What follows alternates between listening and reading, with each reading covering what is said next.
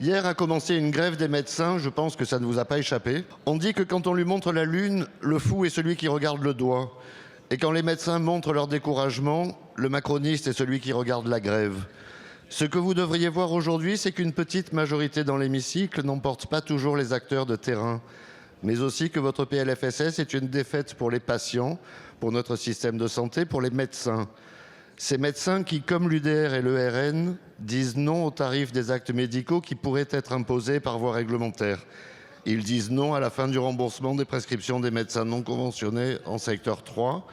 Ils disent non à la hausse des taxes sur les complémentaires santé, ce qui va mécaniquement augmenter les cotisations des mutuelles pour chaque patient.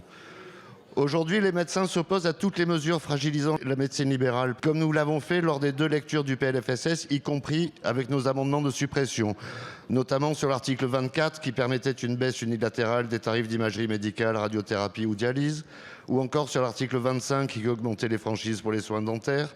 Non aussi à l'article 26 qui a instauré une surcotisation sur les revenus tirés de l'activité des médecins conventionnés hors secteur 1.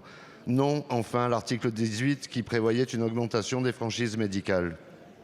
Le groupe UDR le répète sans cesse, la solution n'est jamais l'interdiction ni l'obligation, mais bien l'incitation.